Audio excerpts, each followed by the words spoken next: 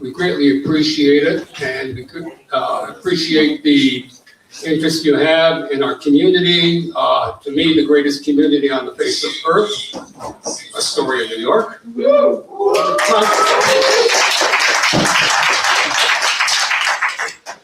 And my name is Richard Kazami with the Old Astoria Neighborhood Association, and we have a tradition of hosting debates between candidates for elected office.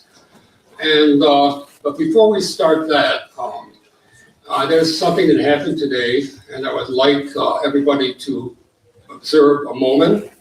A very, very good friend of ours and a friend of Astoria, worked for many years for Central Astoria LDC, and is a upstanding member of the Egyptian community. It was Nora Jobaida, and she passed away today. So, if possible, we'd like to have a moment of silence.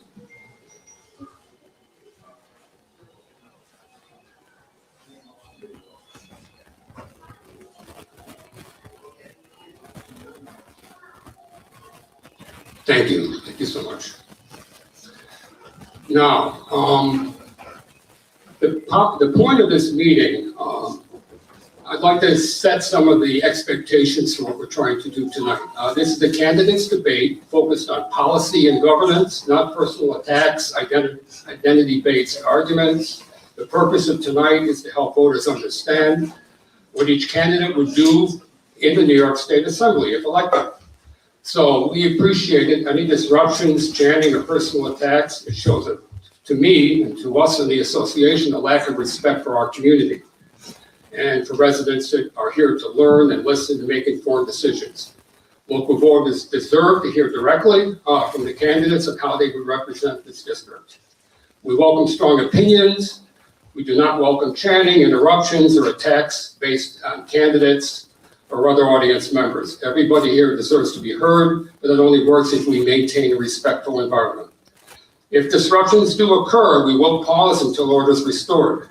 And if necessary, individuals who repeatedly disrupt will be asked to leave. I hope we don't reach that point, but I did want to make sure that everybody understands the guides and the parameters. Does everybody agree? Yes. Good. Beautiful, good. Okay, so I'd like to start off. I'd like to ask each candidate here to go through and just give us a little description of who they are, where they came from, and what are their main priorities that they would be pursuing in their first year in the New York State Assembly. We'd like to start with Rana. Hello, good evening, everyone. I actually can't see the audience. It's very lit. But I'll just start by saying my name is Rana Abdulhamid. I am a mother. I am the child of Egyptian immigrants. I am born and raised here in Astoria, Queens, and I'm a community organizer who has been dedicated to serving this community for the past 17 years as a self-defense instructor, as a mutual aid organizer, as a tenants' rights leader, as an immigrant justice organizer. This is a community that I've been deeply invested in, have been organizing with and alongside for many, many years. And I come to organizing as the child of immigrants and as someone who grew up within a post 9/11 context and as a working class person. And I am running in this race to fight for and to make sure that our small businesses have the resources to stay open, that we have commercial rent stabilization. I'm running in this race to make sure that our working class immigrant families and our immigrant families are safe from ICE. And I'm running in this race because I believe that everyone deserves shelter and we deserve universal housing here in this district. And I am very excited and honored to be here today. And I look forward to being in communication and conversation with you all and answering any questions. Thank you.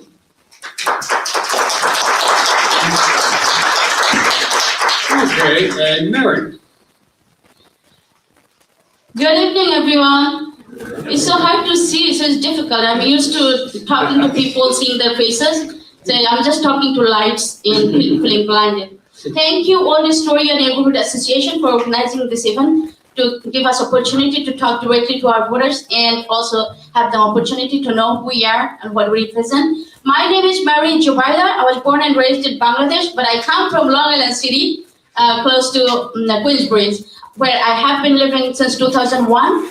I come here with experiences, of living experiences in this district for over two decades, and facing the same struggles over and over, never seeing themselves, no matter who is elected and who is not elected. So it has been like for a long time, our people on the ground, working class, the people who are delivery workers, construction workers, immigrants, like oftentimes we feel like we are judged by our language, our backgrounds, our accent, how we talk, how we look, what clothing we wear, instead of for who we are. I feel that we all are part of this community, part of the system, and our work matters as much as anybody else's.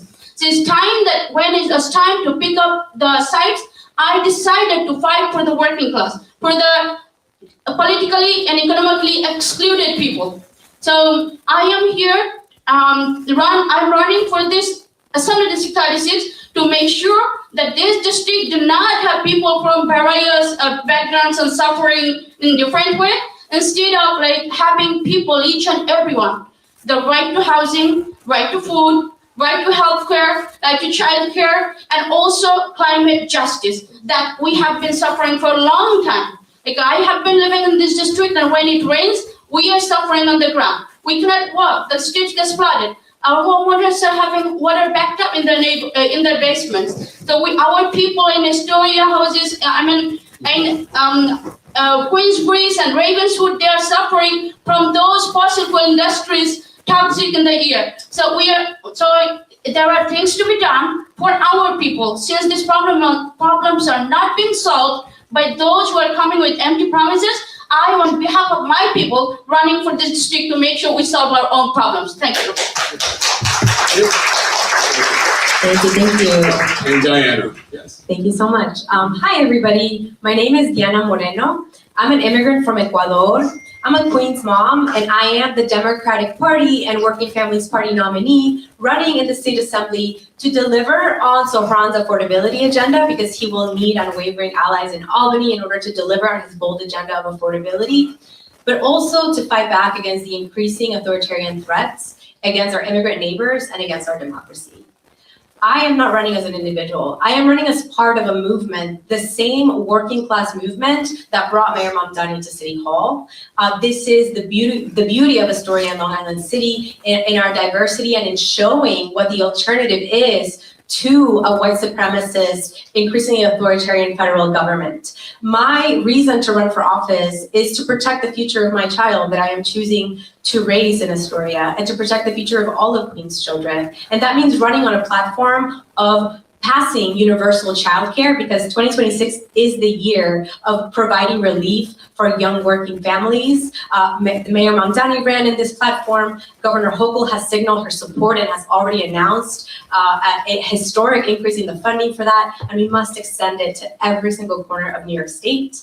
I am also running to protect our immigrant neighbors as an immigrant myself. And I want to push legislative solutions such as passing New York for All, the MELTAC, and representation for all, but also to ensure that our assembly office is a hub of communication, resources, and organizing so that our communities are protected. And of course, we have to tackle the housing crisis here in Astoria, a district in Long Island City, a district that is 84% tenants, by ensuring that we are passing stronger tenant protections and investing in the long term in social housing and in our public housing. Thank you.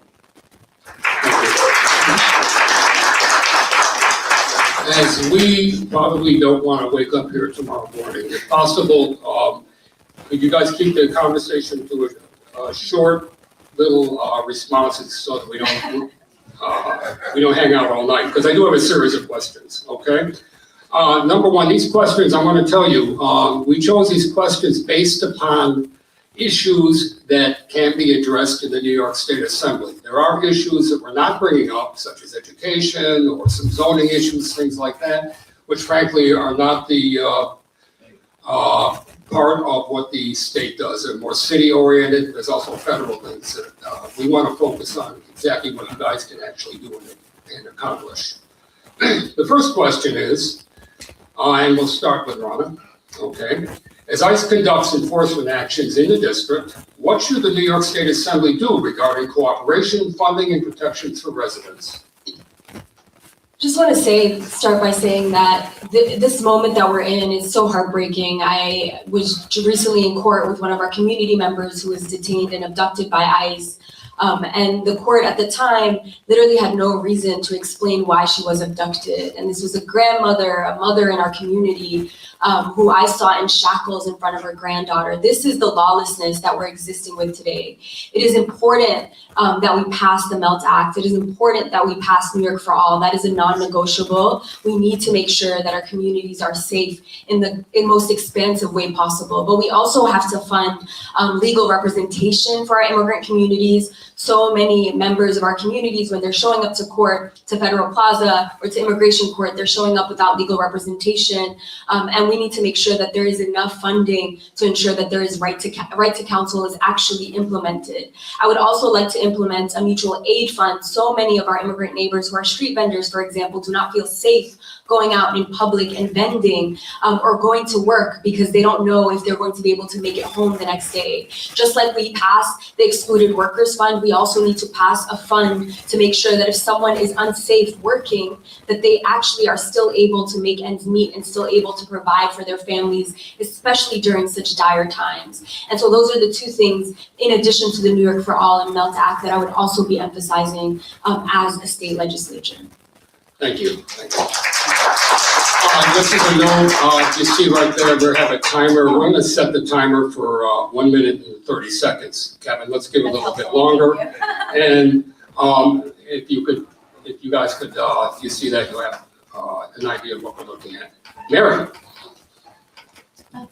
Same question. Can you ask me the question again? Yes. As ICE conducts enforcement actions in the district, what should the New York State Assembly do regarding cooperation, funding, and protections for residents?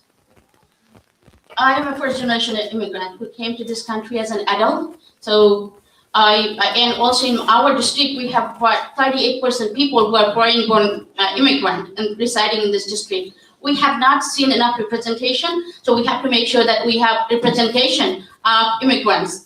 So if we keep on talking like empowering immigrant and helping immigrant, not truly supporting immigrant when it comes to show the support in their right to represent themselves, is going to be always empty talk. We have to make sure that there should not be any representation without them. So when I get elected, I will make sure that immigrants' families have all the supports needed, because I have found that support. I was made feel included. That's why I'm sitting here instead of cooking. The only job I do cooking in the house, because I was a Bengali housewife. And when it comes to supporting immigrants, we have to make sure there's funding available for their path to immigration, for their children's education, for targeted job training, language access programs. So we have to make sure for the new immigrants who are coming to our district, we have a lot of new immigrants, and I know where they live.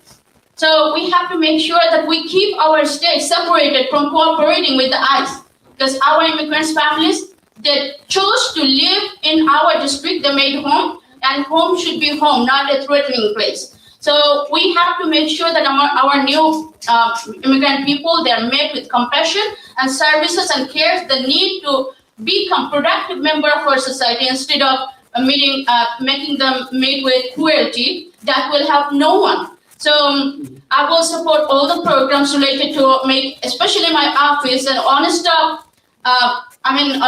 First stop for any need, for any needs they need, so that they can come. The legal system available, the funding available for the program, for the path to becoming productive members and job trainings. So I will continue to fight for the immigrants as an immigrant. Thank you. Thank you. One thing I wanted to mention, if you have questions, okay, at the end of these series of questions we're asking, you'll have a chance to ask questions. So we'll have somebody going around with a microphone. And Diane. Thank you so much. As an immigrant born in Ecuador who moved to this country at the age of 11, I have experienced firsthand what it's like to navigate a deeply unfair immigration system that targets and marginalizes especially immigrants of color. And we have seen that the explosion of the current Department of Homeland Security under the lawless violence of ICE has really crossed a line into, we cannot say that this is a law enforcement agency. This is a lawless, violent agency that is abducting children, separating families, and abusing the human rights of our neighbors. So while I do not have the power in the state legislature to say this, I want to be very clear that my position is that ICE should be abolished, that it is a dangerous, lawless agency that our state should absolutely have no business cooperating with, which means that we absolutely must pass New York for All, because that detangles our law enforcement from having to cooperate and share sensitive information with what has been shown to be a lawless, violent agency that is willing to murder people in the open and in the streets of Minnesota. And again, with the current person in the White House, New York may be targeted next. So we have to be very serious about what's going on in our immigration system. That includes passing the MALTAC, which would unmask these rogue agents and have them stop hiding behind their masks when they abuse our neighbors, so that we can hold them accountable to the fullest extent of the law. And not only should we look at those legislative solutions, which are really important and should be immediate and should be in the priority of Governor Hochul in this upcoming legislative session, but we must also organize. We must do so, and I hope that we can count on you, every single person in this room, to look out for our neighbors. The next assembly person, which I hope will be me, should use their office as a hub of organizing to ensure that our immigrant neighbors have the resources that they need, the information that they need to keep each other safe, because our neighbors deserve to live in safety and free from fear. Thank you.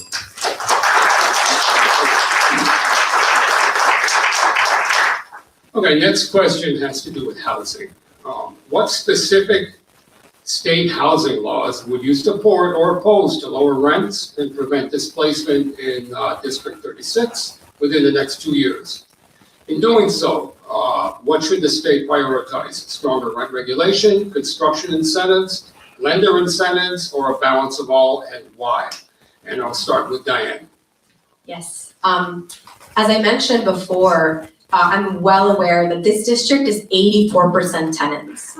And so we must ensure that we are protecting folks and keeping them in their homes, which means ensuring that people understand their rights, using our office to ensure that there's education around current and existing tenant protections, and that folks can come to us with tenant issues so that we can hold negligent landlords accountable. And we must fight for stronger tenant protections to keep people in their homes. There are also existing affordable housing in our district that we must ensure that people can stay in. That means our 3 NYCHA developments that this district represents, Astoria Houses, Ravenswood, and Queensbridge, and of course, our co-ops, which serve as affordable housing for a lot of middle-income Astorians who, many of them are public sector workers, and they are under an unfair property taxation system that taxes them in the same way as rental properties and at higher rates than even wealthy neighborhoods in Manhattan and in other parts of the city. So we have to take a look at that, but in the long term, we must invest in social housing.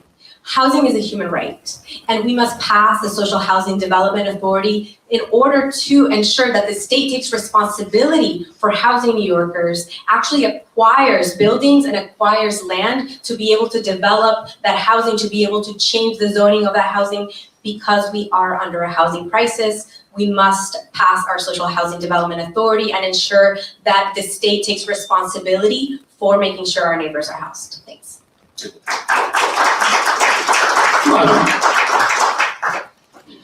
Every single day as I do mutual aid organizing in this district, oftentimes people come to me with this one question, which is whether they've been here 2 weeks or whether they've been here for 35 years, it's always, can we stay? Can we afford to stay here?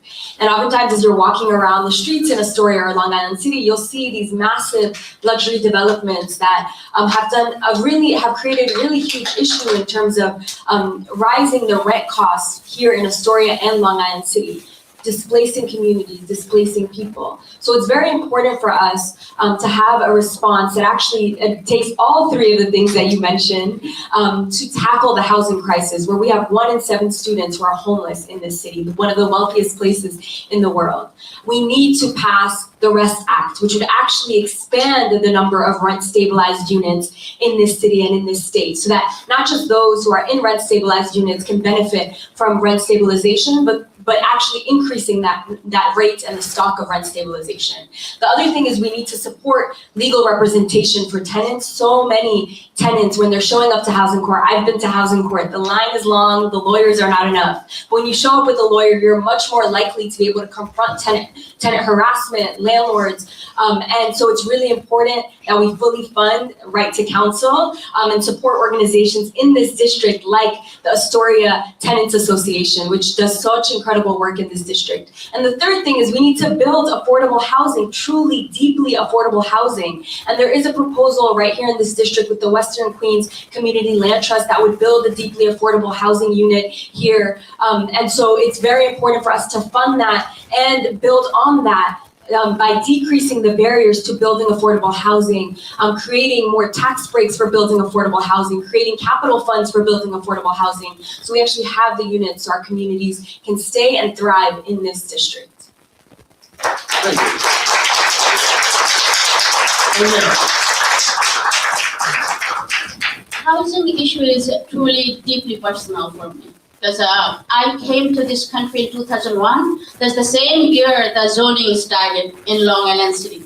So I have seen literally my people are displaced and they have to be priced out because of the more high-rise luxury buildings we saw, the more people were displaced. So the way they were using the word housing never solved our problems. It only created only deepened the crisis.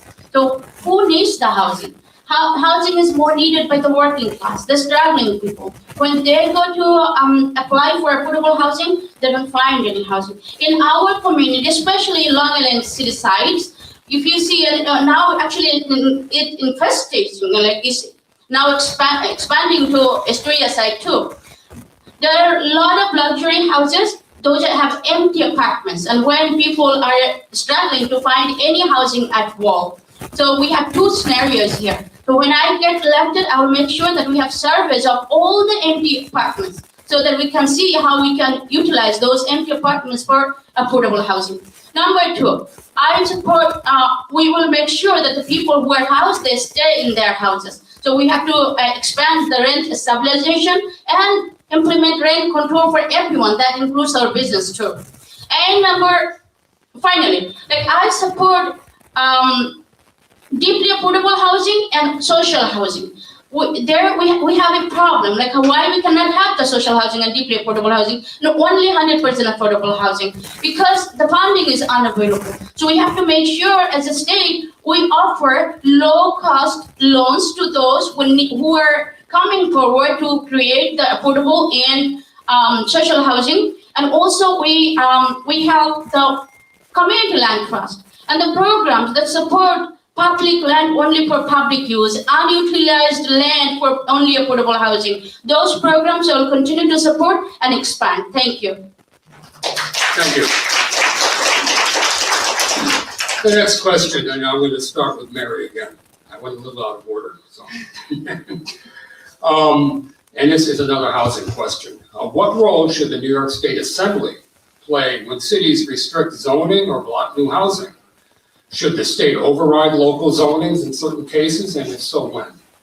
And this is basically focusing on a lot of the NIMBY characteristics, particularly in the outer boroughs. People do not want to see anything built in their neighborhood, and they do their best to restrict that housing.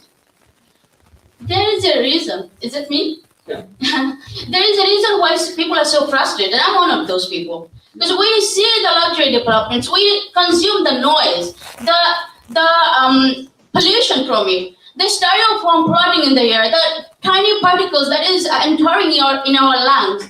But in the meantime, when it comes to us, the people who need the housing the most, we don't qualify anyway. Even to apply for the lottery, To enter the lottery system, there is also income limit, income requirement. So when it comes to zoning, I think the accountability is the number one and oversight that should be placed there to make sure that while we're doing it, and it is literally resonating and it's practically solving the problems. Because how many times you can be deceived? How many times people will use our causes and just only to hurt us? So when it comes to state and city partnerships for zoning and rezoning, I am not strictly against zoning or rezoning anything here. Like, I'm here to solve our problems. So there are places where zoning is important, and there are places where zoning is a burden. So in this particular case, we cannot specifically say that, okay, we are 100% against or 100% for, especially for when I,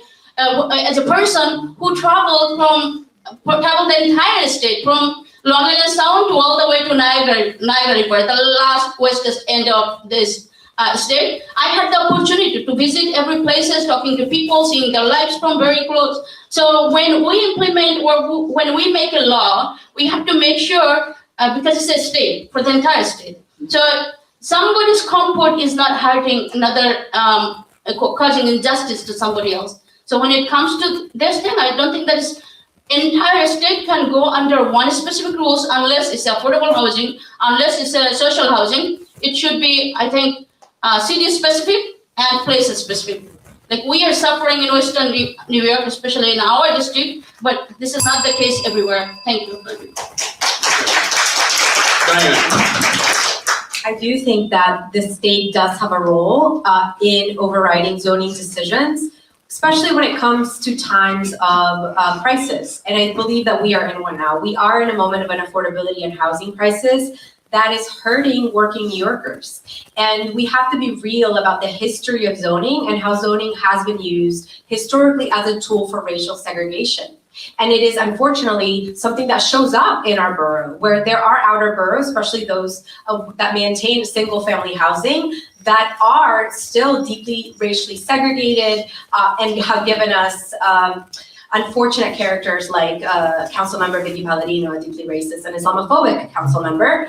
And I do believe that in this moment, we must rezone to ensure that housing is built, and it is built everywhere, so that working New Yorkers can stay in New York City. Again, I want to highlight my support for the Social Housing Development Act, which would give New York, the Social Housing Development Authority would give New York State the power to rezone and to acquire land, buildings, so that we can focus on building the deeply social housing that is permanently affordable that we need, and we do so with union labor.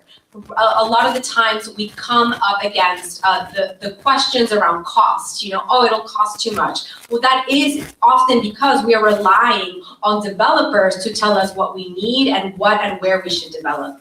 When the state takes responsibility for housing as a right rather than as a commodity, then we can actually make decisions based on the needs of New Yorkers. And right now what we need is deeply affordable housing. That is why I am in deep support of passing the Social Housing Development Act, and I am really proud to be endorsed by the main sponsor of that bill in the Assembly, Assemblymember Emily Gallagher.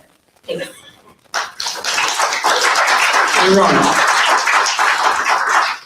Yes, I do believe that the state has a role to play in ensuring that there is ability to rezone particular areas, especially within the context of the current moment that we're in. Just a couple of weeks ago, I was supporting a member of our community in a wheelchair to try to find housing here in Astoria, and it was very difficult to find any housing that was accessible. Only 1% of housing stock in all of New York City is actually accessible. It makes it so difficult for people to age in place. We need to build deeply affordable housing. We need an increase in housing stock across the city, but we also need to make sure that there's something like a vacancy tax, right? That also is in this city. When we're building these luxury developments, and when we're building housing that is being used to hold money rather than in a market, rather than being used to house people, we need to be able to push against that as well. And so I think that we should be able to push back against rezoning, especially when it's because of racism, because of classism, people who are anti-shelters, anti-homeless shelters, people who are anti-assisted living shelters. And we need to also make sure that there are guardrails in place to ensure that it's actually truly affordable and it's actually meeting our needs in this moment. Okay, thank you. And keep those questions in mind for later. Okay, good. Next, and we'll start with Rana on transportation policy. Okay, this is a long question here, but focusing only on what the New York State Assembly can influence, what should the state's role be in shaping transportation in this district, including MTA bus fares and service, major projects like the Interborough Express, airport access and Port Authority coordination, and enforcement frameworks for bus lanes and other transit measures? Also, as part of this, should the Interborough Express be extended through Astoria to the Bronx rather than terminating in Jackson Heights, given the existing rail infrastructure and the Hellgate Bridge corridor? Oh, that is a long question, but yes, it should extend into the Bronx. I have friends in the Bronx that I would really like to see, so I would love to see an expansion of that. And then also, while we're at it, we should also extend the G train, right? I have friends in Brooklyn that I would also like to see. Our public transportation is a public good. It's what makes New York City the New York City that it is. We need to make sure that at the state level, we do a couple of things. The first thing is funding. The things that we need to renovate to make our public transportation truly and actually accessible. It should not take this long for us to get an elevator in a station. We should make sure that we're actually able to see the things that are getting passed in our lifetime. It shouldn't take 20, 25 years to extend a stop, which is oftentimes what is happening. And so driving funding to make sure that that happens is really important. And the second thing is that we, as a state, we need to make sure that the consumer, our communities, are bearing the brunt of these renovations and of the things that need to happen. Like, for example, if we're ensuring that our public transportation is climate resilient, which we so deeply need to do. Every time there's rain or a storm, we see those videos all everywhere about our subway stations getting flooded. We should not be bearing the brunt of those costs. There's funding at the state level to make sure that the government is absorbing those costs that need to actually be implemented. And the third thing is, I also truly support fast and free buses. This is an opportunity. Obviously, the former assembly member Zohra Mamdani piloted that here as a representative of this district, and we have seen it across the city, and now we have the potential to also see it across the state. And so that's also something that I would fight for at the state level. Thank you.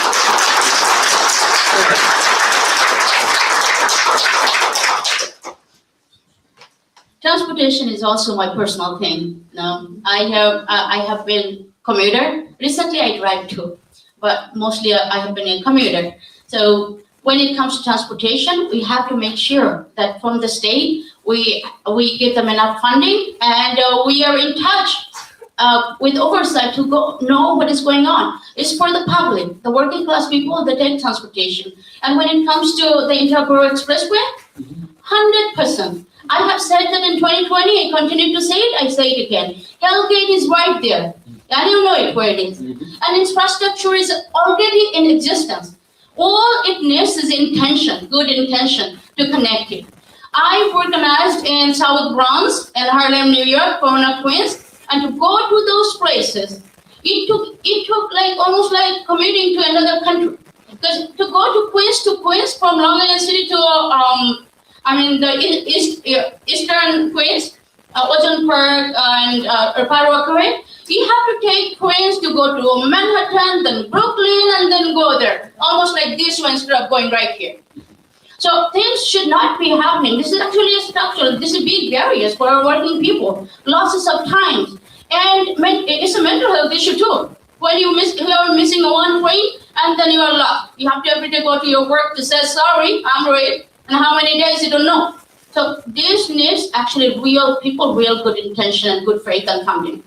we have to make sure our public transportation, the way I said earlier, we go to Queensbridge, the train station, it often gets flooded every other day. My friends, some of you are from Queensbridge, you know it, and we face it, and it's a real problem for us. We have to make sure the public transportation remain not only public, but also fully funded and fast and free. Because pilot program is not the only way to solve our problems. Pilot problem is just to show you, like, hey, you have got everything free, and when you go to access and real people who need help, you are excluded, you didn't get it. We have to make sure when we say that, we say with good intention. So our public transportation has to be fully funded, MTA, bus, and we also have to cut and make sure that we electrify them so that we can cut on the fossil fuel that is hurting our district the most.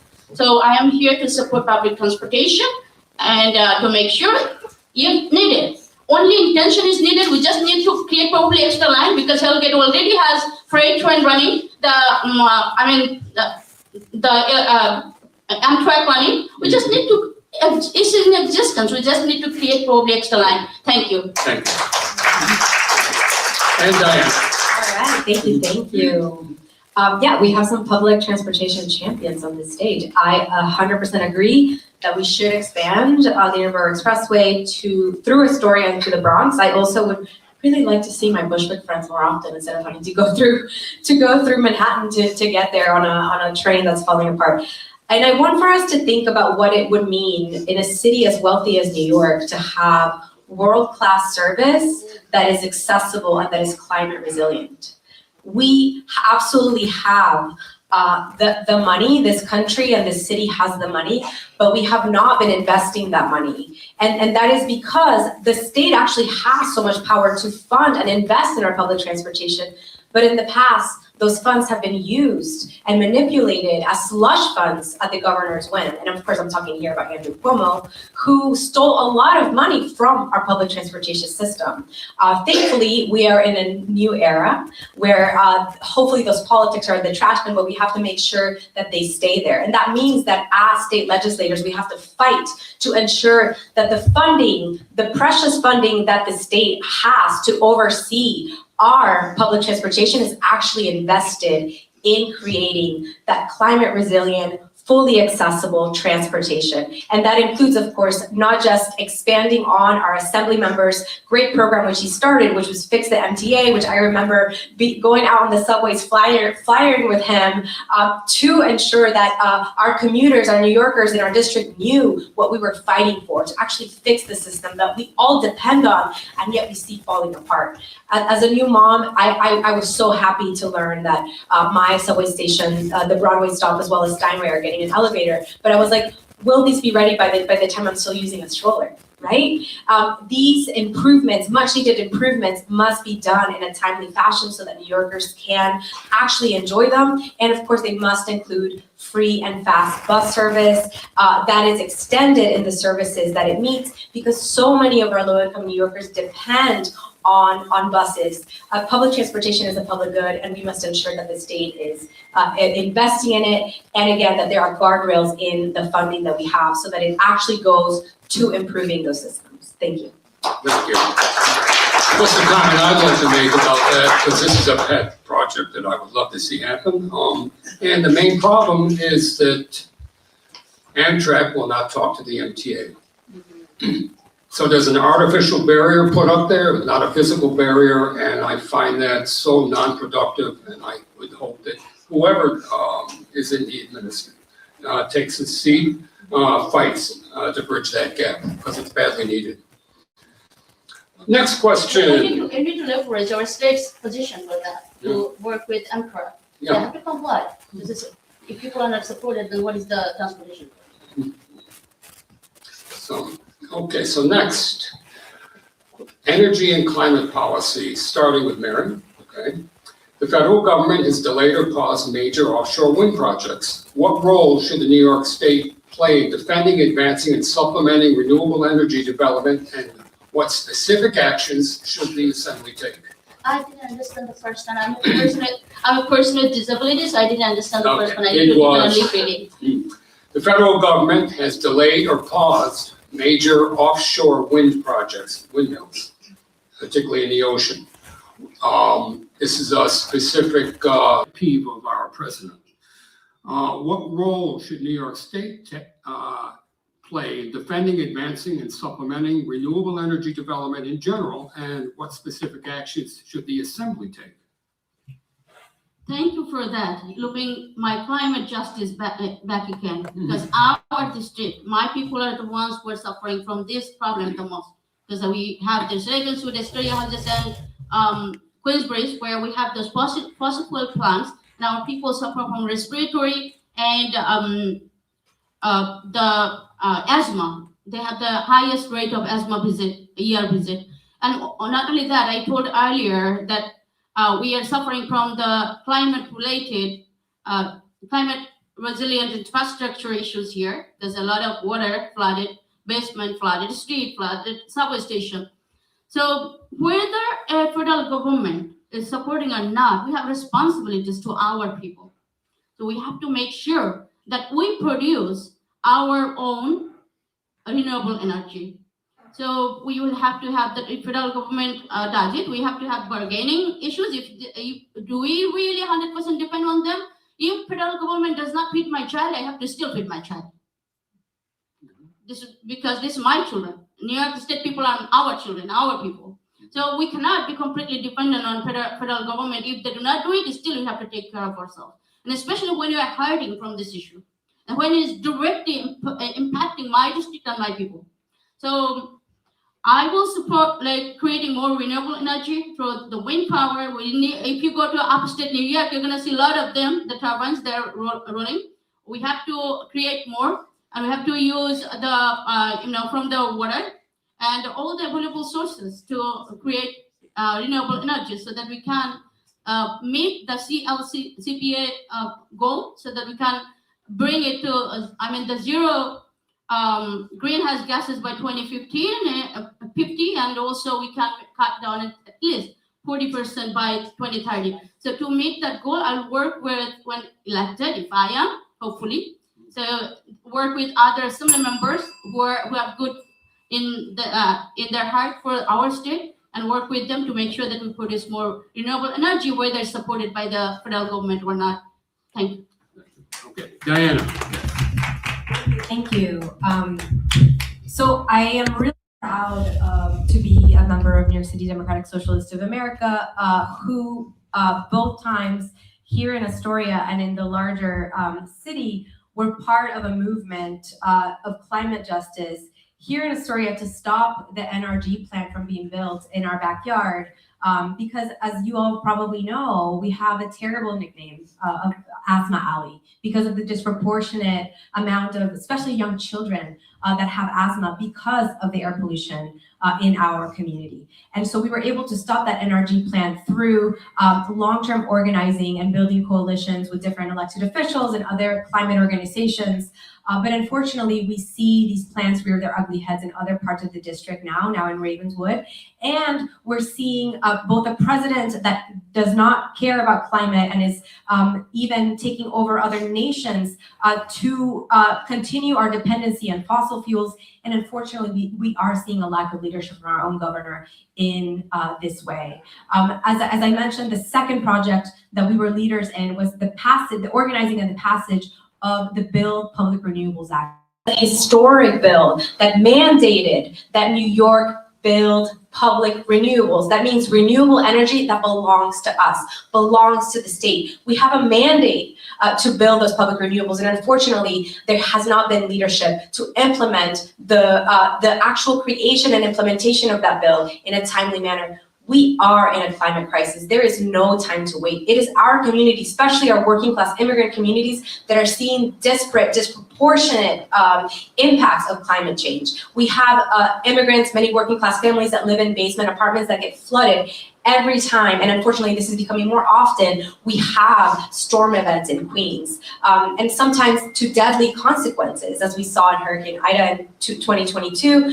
We have families that are not able, because those basement apartments are not able to be retrofitted, that they're living in danger every time that there's a storm. So we must lead on climate. I encourage you all to read this op-ed that I wrote with Claire Valdez in the Daily News about this. Thank you. Thank you. And Rana. I think it's a shame that we have a federal government right now that is not taking the climate crisis seriously. So many of our lives are at stake. This is intertwined with what we're seeing, refugee displacement, migrant displacement across the globe, and the United States not taking a leadership role in this moment, pulling back from climate accords is absolutely devastating. I grew up here in a place called Asma Alley. I'm raising my son here. I don't want to raise him in a place called Asma Alley. I think it's really important that we do everything within our power to make sure that our communities are climate resilient, that we're funding and pushing for renewable energy, that we're implementing the Climate Leadership and Community Protection Act, that we're making sure that we are climate and retrofitting and making climate resilient all of our infrastructure, including our housing, including basement apartments. I remember a couple of years ago, literally when there was flooding in our communities, having to check on our neighbors who are living in basement apartments to see if they were okay. And remember a person in Queens who passed away because they were living in a basement apartment. We have to make sure that our state does not extend pipelines, is not using frack gas, and is investing in all kinds of renewable energy, including solar, including wind. Has to be a priority for us so that our communities are safe and that we're mitigating the impacts of climate change. Thank you. Next question, utility rates and oversight. Utility costs continue to rise for small businesses. What should New York State Assembly do regarding utility rate setting, oversight of the Public Service Commission, and accountability for investor-owned utilities such as Con Ed? And we're going to be starting with Diane. Well, you said it right there. They shouldn't be investor-owned. The public should own them. Con Ed should become a public utility because not only is this good for the planet, it is good for our pocketbooks. We just saw today that the State Public Commission approved additional hikes on our electric and our gas bills. Again, hurting working families, increasing our utility bills and increasing the utility bills of our small businesses, which is another added burden. When we invest in making Con Ed a public utility that actually serves to make a public good like energy, something that we provide rather than a commodity to line the pockets of investors, we can actually make decisions based on the public good and based on our climate goals as opposed to what's good for Con Ed. And so I propose that we should absolutely make Con Ed a public utility, and also that we must pass the HEAT Act, which would end subsidies, wasteful subsidies on fossil fuels, and ensure that we are actually transitioning to efficient renewable energy. Thank you. Thank you. And Rana. As someone who, again, works within the community, oftentimes people come to our office because their gas has been cut, because their electricity has been cut. Over 80,000 New Yorkers have had their gas or electricity cut over the past year. That is unacceptable. Like that, for me, especially within this climate, within our communities, within this city, which again is the wealthiest city in the entire world, our communities should not have to experience that kind of inhumanity within the context of this moment. And it is very important for us, and I agree, we should make this public. We have to pass and fight for the Public Renewables Act. It cannot be owned by a monopoly private sector entity that is at their whim. They can increase the rate and hike up the cost of electricity and gas on our communities. And we need to make sure that it is a public sector good as it is. And that means that the state needs to intervene and needs to make sure that these hikes aren't impacting our communities in this way. And Mary. Energy is actually a human right, only for New York, maybe. Because you know the weather. Many of you probably check. Soon we are gonna have below 10 degrees. So no one will exist without the heat. So we have to make sure that it falls under the category, especially in New York, under the category of human rights, to have access to hot water and heat available during the winter. What Con Ed is doing is very hurtful to our community.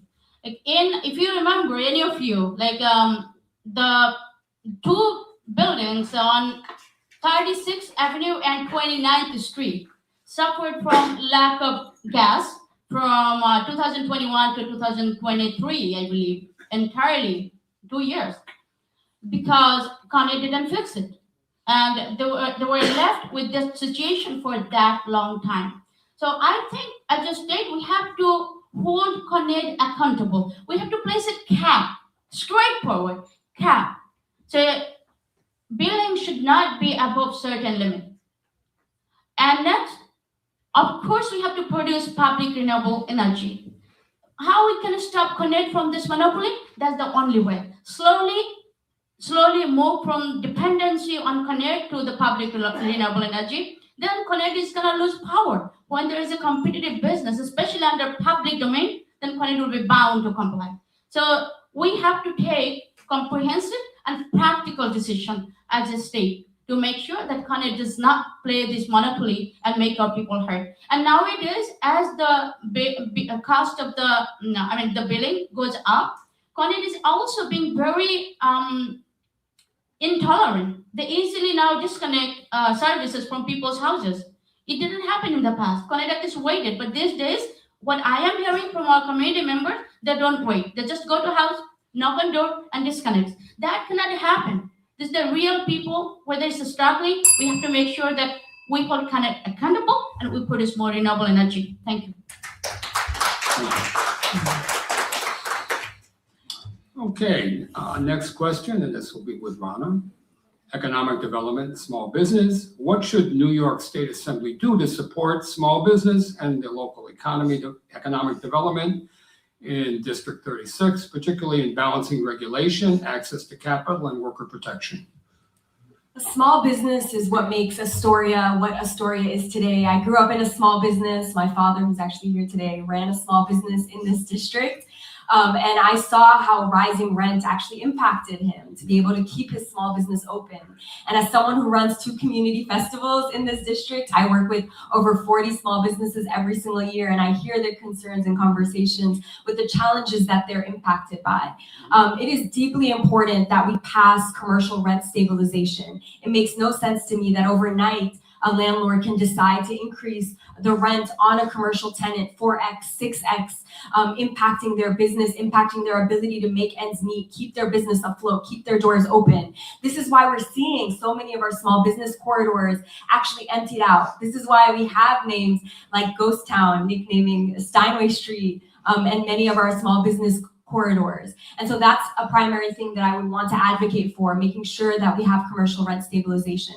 The second thing is I'd like to make sure that our small businesses have access to grant capital. Rising tariff rates have actually impacted so many of our commercial neighbors and businesses. And when 1 month is rough, 2 months are rough, and you're not able to access a loan from a bank, that could mean you have to shut down years and years and years of building something for this community.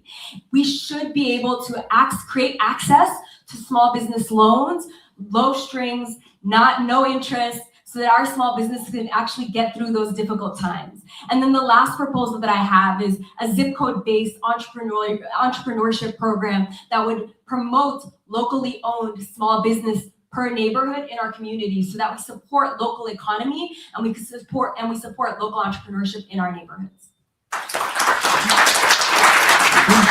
Yeah. I've also lived with a man who was a small business owner for a long time, and in this Long Island City. So I have living experience here, and I have seen since 2001, since I have been living here, our small businesses have been disappearing.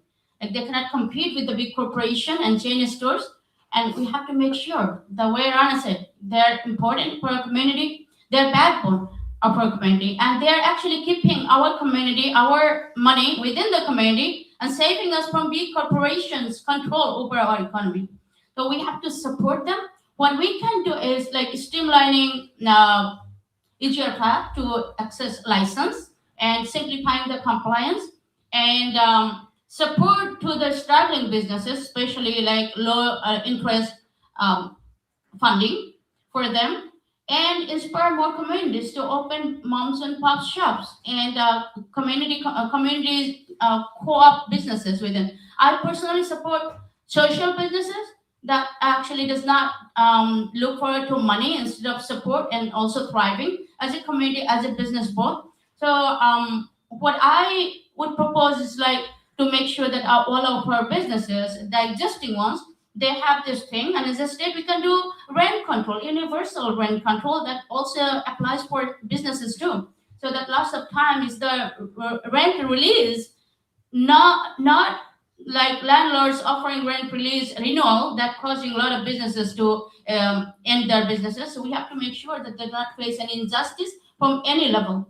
And on the other hand, like the small homeowners, I also support legalizing the basements and create more affordable housings through that, so that the struggling homeowners have a way of earning and the state has revenue coming, so that in this way we keep our economy circling within our community. So this is how I will be supporting, and also we'll work with the small businesses and work together to find more solutions. Thank you. Thank you. And Diana. Hello. Okay. Yes, our small businesses are such a rich part of what makes this a great place to live. And of course, we must fight to ensure that they stay alive and are healthy, because we have seen a lot of turnover. So many have not even recovered from the pandemic. And the pandemic was over 5 years ago, but the full economic recovery from that hasn't fully happened. So I completely agree that we must pass at the state level commercial rent stabilization to ensure that our small businesses can have some sense of stabilization whenever it comes to one of their highest expenses, which is the rent that they pay every month. I also believe in Senator Jackson's bill around a commercial vacancy tax, because we cannot have commercial landlords that are hoarding commercial properties waiting on the big buck corporate tenants like Target, right? I was speaking to some folks ahead of this forum who mentioned, I don't want a big Target in my neighborhood. I want to support our small businesses. That is what makes our city, our district special. And so we must ensure that that commercial vacancy tax is part of the package to ensure that we're protecting our small businesses. I mentioned, of course, utilities, and I do want to go back to the fact that if we are to also save small businesses from increasing utility bills, we have to invest in public renewables. And I'm also deeply inspired by Mayor Mamdani's proposals to look at all of the different ways in which the city interacts with small businesses to end ridiculous fines and cut red tape to make it easier for businesses to thrive. That's something that we need to look at the state level as well, because there is interaction between small business and the state to ensure that we are cutting the red tape and that we are decreasing fines for small businesses. And that, of course, also includes ensuring that our smallest small businesses, our street vendors, are protected. I'm proud of the work that the City Council has done to increase vending licenses and to protect our smallest small businesses, our street vendors. And I want to make sure that the State Assembly is a hub of information to ensure that our street vendors understand their rights and that they know that they can continue to thrive in our community. Thank you. This question will start with Mary, and this is a very specific question. A lot of a common issue that you have been bringing up tonight has to do with the inability of the city to build and make construction in a timely and efficient manner. One tool that's used to try and avoid this is design build, when instead of going to 2 or 3 different bids for somebody to design a project, somebody separate to build it. In fact, you coordinate, put them all together under one management team, and it makes for a much more efficient way to construct infrastructure and things like that. So given that, should New York State expand the use of design build or other alternative project delivery methods to speed up infrastructure and reduce costs? As an example, I've been Parks Chair of a community board for many, many years, and the latest numbers I saw to build a comfort station in a park in New York City is $6 million. So yeah, given that, I think that what can you do in the assembly to make the city utilize such a practice in order to make our infrastructure more efficient and, improved. And we're starting with Mary. I need to know the question one more time. The core question is that. Okay, what it is there's a process when you're building a project. Okay, usually you have to design the project, and then somebody has to build that design project. Historically in New York State, other than a few things like LaGuardia Airport and the bridge on the BQE, they were built design build. So they used one company to both design it and build it, and it made for better communications and better, more efficient structure. So, but it's not utilized universally, and it's very, very rarely used in the city. So what can you do in the assembly, if you agree with that, to facilitate the use of design build whenever a project is going to be constructed? If I did understand it right, I'm using my common sense here, because I need to study this more. I'm honest. Running New York State is not sitting on the chair for 2 minutes thing. This is actually needs a lot of research and understanding, and so that we deeply understand what we're doing and how it's going to impact our people and the neighborhoods. So for designing, like if there's definitely needs to be coordination of the people who are designing and input from the communities where it's going to be designed. For example, like at some point, I think in 2021, when the Queens Public Library was closed in Court Square, that was actually the second most used library in entire Queens. That was closed. We had $4 million redesign project in front of the Supreme Court, the little spot. And we have many parks. I can put example here if I want to, that they were redesigned again and again in front of my eyes many times, like 4 or 5 times, using millions of dollars. So when we have other things to support, like people who are suffering from housing, people who are struggling for food accessibility, so people who are having issues with healthcare accessibility. So we had those things in place in the meantime that we are sometimes supporting, designing things those are needed and not needed for. So I believe that there is I have to understand this thing more. This question I have to understand more, because I take New York State seriously. I have to make sure that whatever we are doing it right. So it's not 2 minutes sitting on the chair and answering a question. So, but there has to be a coordination with the design people who are making the engineers, who are making the designs, and the people who are building this construction. And on top of that, the people, the neighborhood and people of the neighborhood where it is planned, how it's going to impact. Like when we had some redesigned path, it impacted a lot of homeowners, a lot of people who live near that thing, like noise problems and then accessibility issues. And sometimes it connects, sometimes it severes the connections. So we have to, it depends. I have to study more. Thank you. Diana. So if I believe that I also am understanding correctly, this would be an added efficiency in construction projects, which are in the interest of the public, right? But I would say that my philosophy stands that if it is invested, if public money is invested in a project, I believe that it should go to a local contractor, and I believe that it should be built with union labor. And the reason that I'm committed to this is because as a nonprofit leader working for New Immigrant Community Empowerment that served Jackson Heights, but also served workers all over Queens, I mostly worked with undocumented day laborers and construction workers.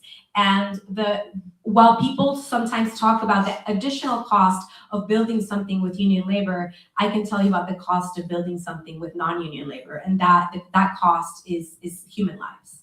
And so it's deeply important to me as someone who is proudly endorsed by the mason tenders as well as our union carpenters that we commit ourselves in New York State. If we are going to build, we can do so in a streamlined way, and we can do so safely, ensuring that our public investments go to effective and efficient projects that are built union. Thank you.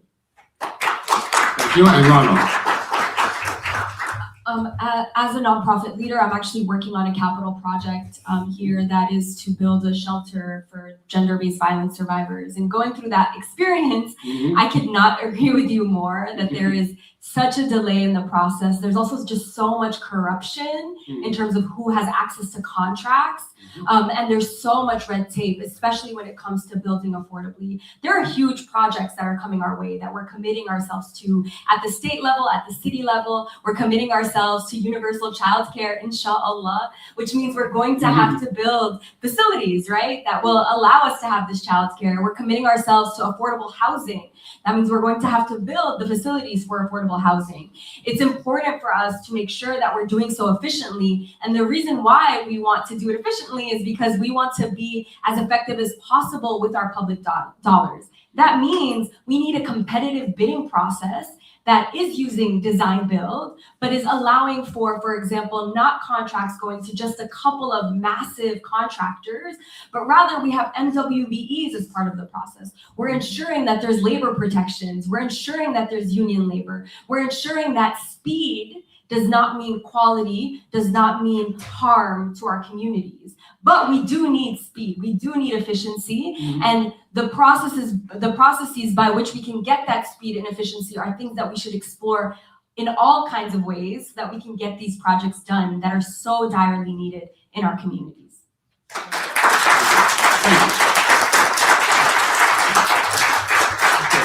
This next question is for Diana, excuse me.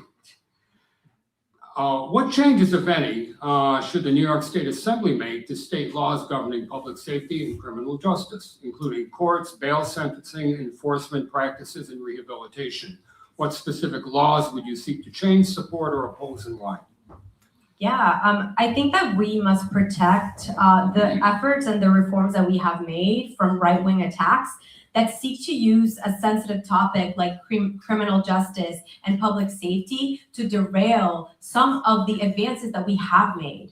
And I want to say that I want to work with specifically a champion of criminal justice reform, Senator Julia Salazar, who is an endorser of our campaign, to ensure that we are treating we are lowering our prison populations and that we are treating inmates with dignity, which includes ensuring that there is timely and fair parole that passes, that the Second Look Act passes, and that we are looking at our elderly prison population so that they can have some dignity in aging. And that also means, again, that we should also resort to treatment instead of jail when necessary, when folks are suffering from substance abuse disorder, because substance abuse disorder is a public health issue and should be treated as such. Yes, thank you. Thank you. Okay, Rana? I run an anti-violence center in this district. I'm a survivor of a violent crime. I care deeply about our public safety. As a Black belt self-defense instructor, I've trained for the past 17 years our communities and literally how do they confront public violence. And through that work, there are a couple things that I have seen in our criminal justice system that are deeply important for me to address. The first is how our youth are impacted by the criminal justice system. We have to resist any rollbacks in raising the age. So many young people in our communities are impacted by the school to prison pipeline. We still see NYPD in our school systems when there should be counselors, when there should be care, when there should be mental health intervention, economic opportunity. If there's a young person in our community who is struggling, who is dealing with a challenge, they should be taken care of. They should be provided opportunity, not thrown away in jail and left to a system that is harmful to them and harmful to our communities long term. And then just the second thing that I will say is that as someone who works a lot with gender violence survivors, the reality here in Astoria is actually that violent crime has decreased across all measures. The only two measures where it has not is actually domestic violence and sexual violence and sexual harassment on our public streets. We need to take gender violence seriously. We need to protect members of our communities who are survivors, and those two things will be a priority for me. And Mary.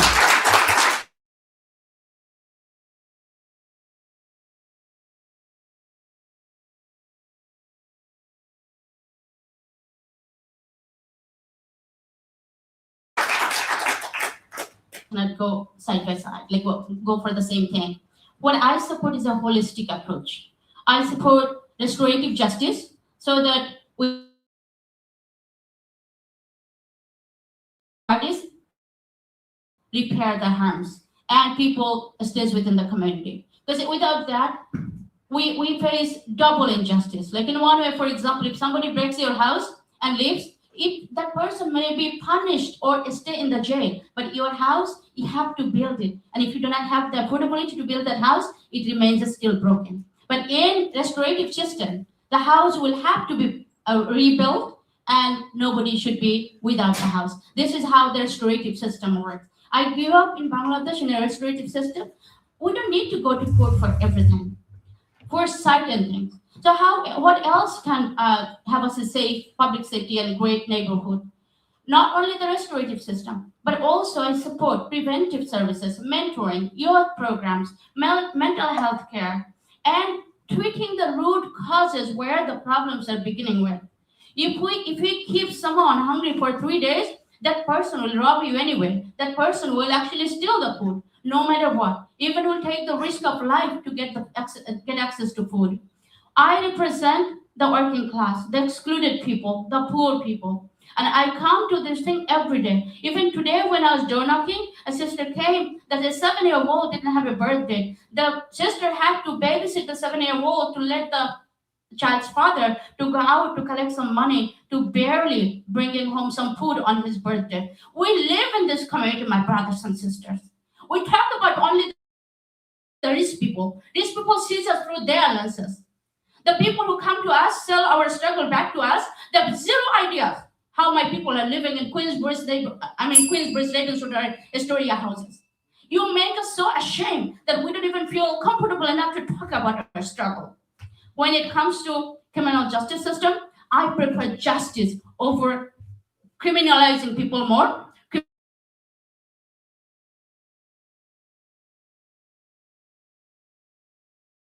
Good in our people. So this is how we're going to create a safe neighborhood by supporting each of our community members and treating the root causes where the problems are coming from. Thank you.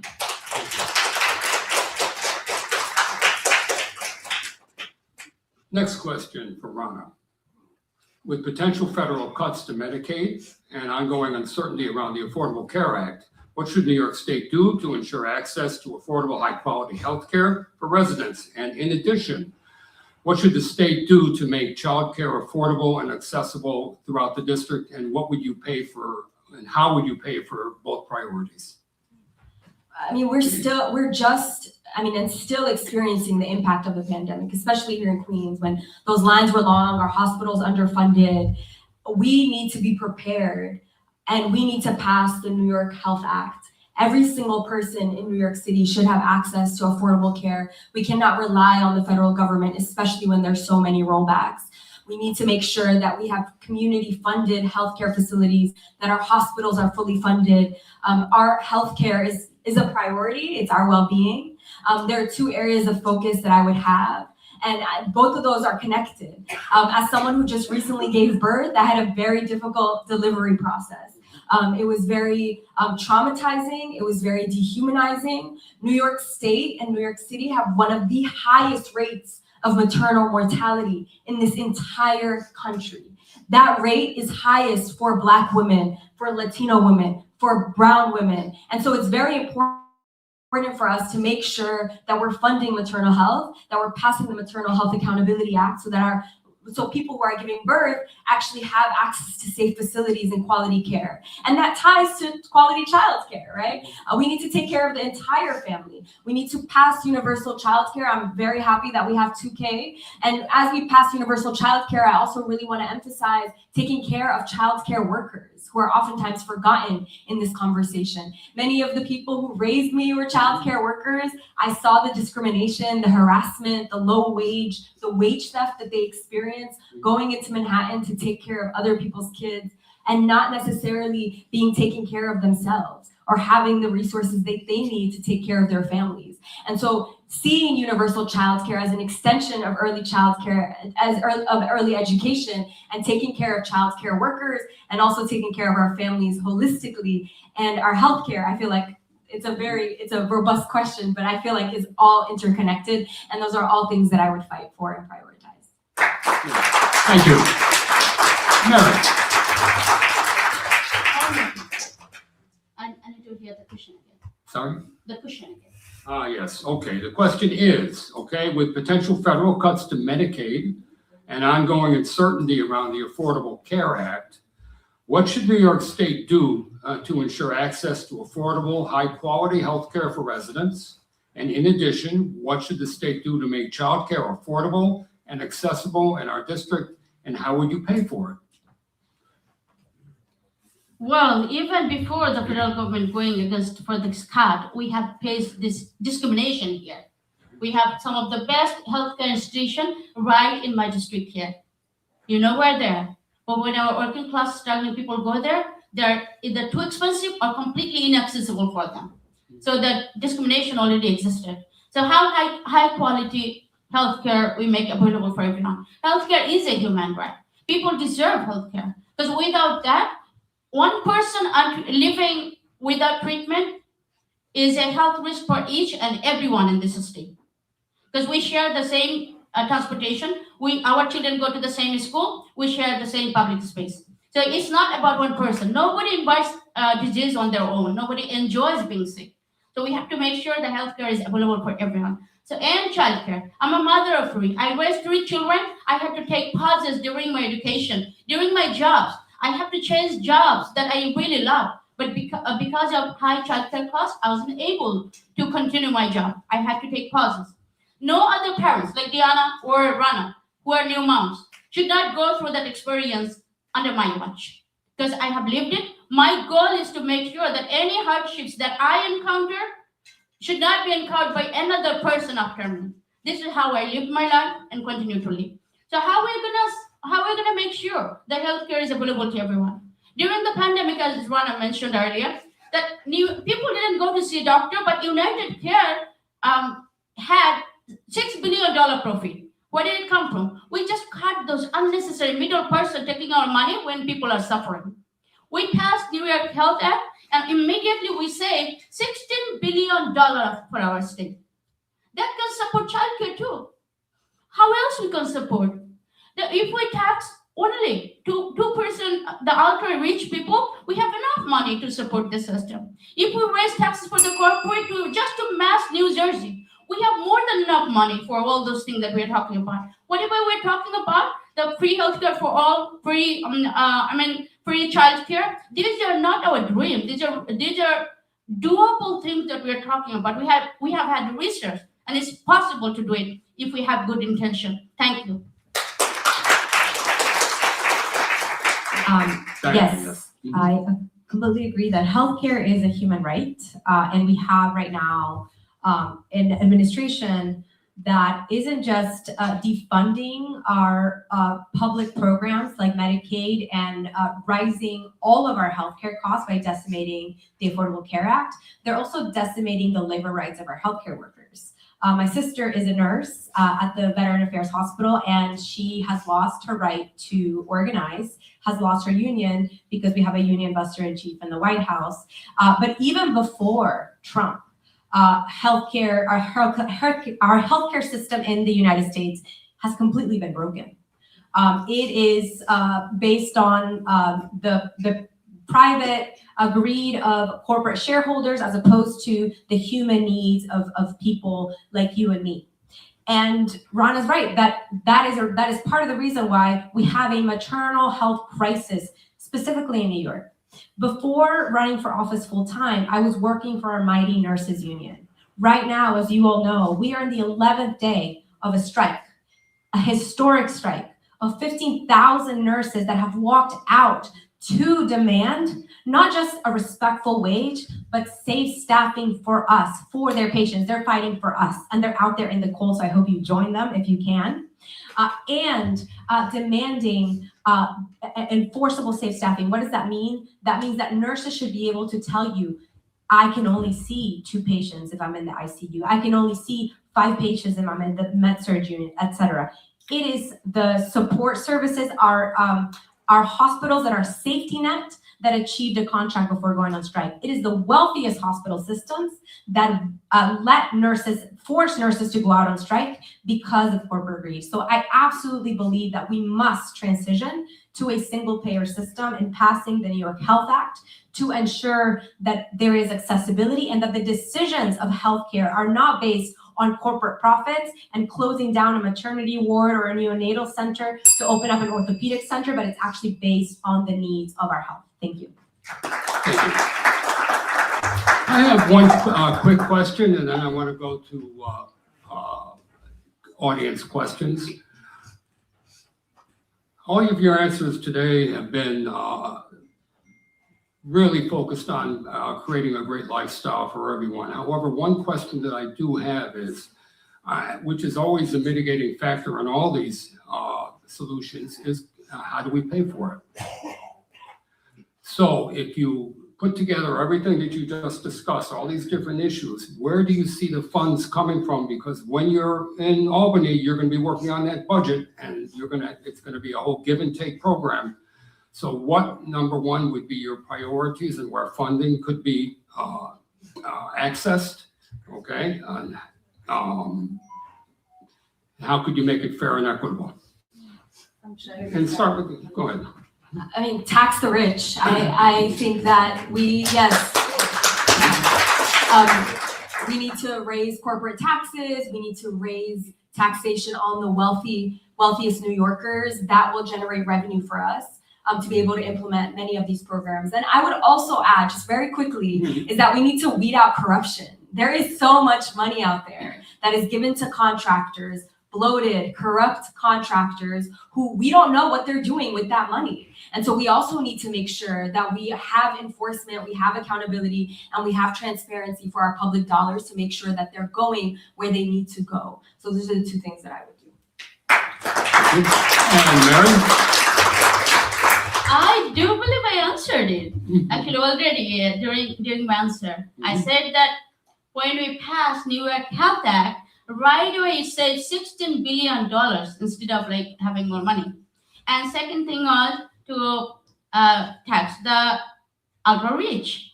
The 2% taxing them is gonna bring us enough money for even childcare. And then finally, I said I'd like to raise the corporate tax to make equal to New Jersey.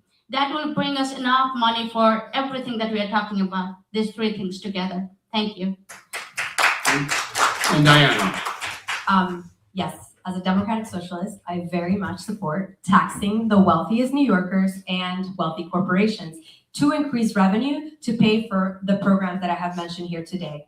But what I would like to bring is that there is a way to do it, because yes, there will be many obstacles in Albany to get it done. Maybe even our governor, right? We will have to organize in order to get this done. And that is why I am so excited to come from the same movement that changed the political game in New York City. Because again, when Mayor Mamdani won his primary, we defeated a political dynasty. We defeated the billionaire donors that don't want for us to tax the rich. And in his victory, we saw a mandate of people hungry for a different kind of politics, of actually centering the needs of working people, not the greed of the corporate billionaire class.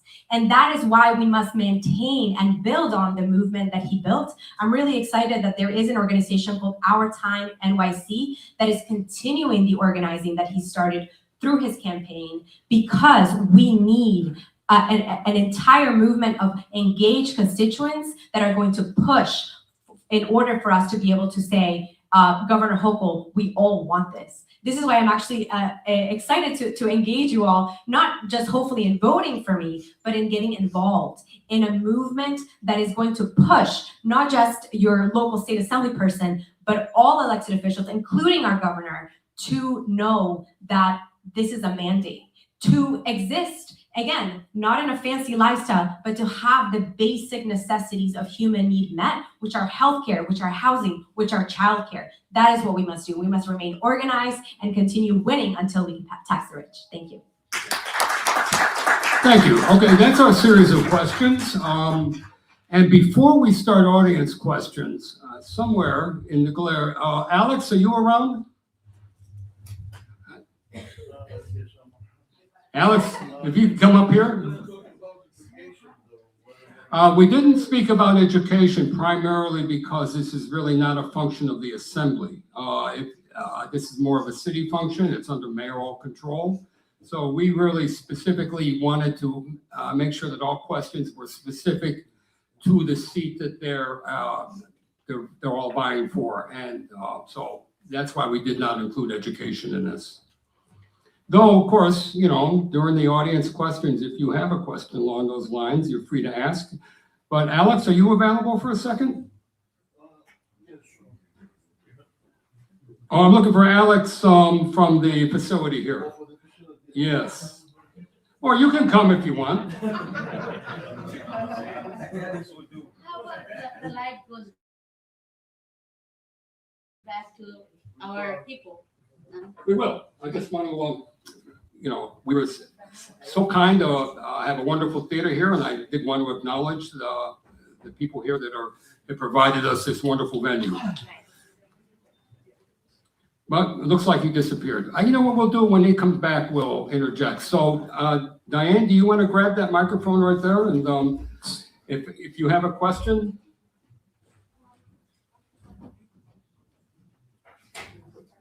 I submitted 3 questions and a comment, and none of them were addressed. Mm-hmm. Oh, Alex? Yes. Alex, can you come here for a second? I'd like to introduce, well, we'll let him introduce himself. Actually, I know why you don't want to introduce me. Because my last name is so Greek, it's like 16 letters. So it's like, I'm gonna let you introduce yourself because like I'm a Hostianos. Can you imagine trying? So happy to have you here. Thank you. Thank you. So happy to have you here. It's a great honor for the Hellenic Cultural Center to have this debate. It's the first time that we have it here, and I look forward for the next one. I wish you the best. Can you tell us a little bit of what you do here? The Hellenic Cultural Center is only here like 40 years, and for the first 36, we've been like very into Greek. But now we open to the community here, the non-Greek community. We have a lot of Latino, Arab, Palestinian, Jewish events here, and we have different acting classes. We have a motto of learn from the best. So we have 5 times Emmy winner teaching here, acting on camera. We have well-known directors teaching here, and we have Greek dancers like Opa, which I know that you're not going to get involved with that. And we have non-stop Greek, non-Greek, English, Spanish shows, music, piano nights. And thank you for being here. And I look forward to the next one. Thank you. And thank you for providing the facility. Thank you. Okay, now we can go to questions. By the way, understand that it's very hard for us to see you because of the lighting, so we're just gonna just talk into the mic. Hello. For those of you who know me, I'm Jeremy Estrada. I'm actually a part of Astoria Tent Union, and I've also done work with Justice for All Coalition, organizing on the issues of public housing and housing as a human right.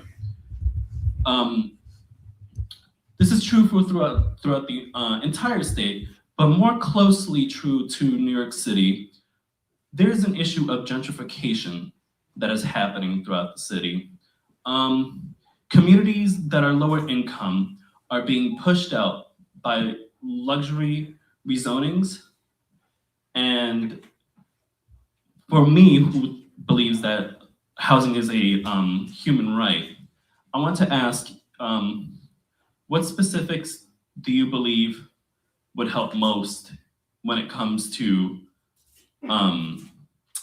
sort of combating the gentrification that is happening within our neighborhoods?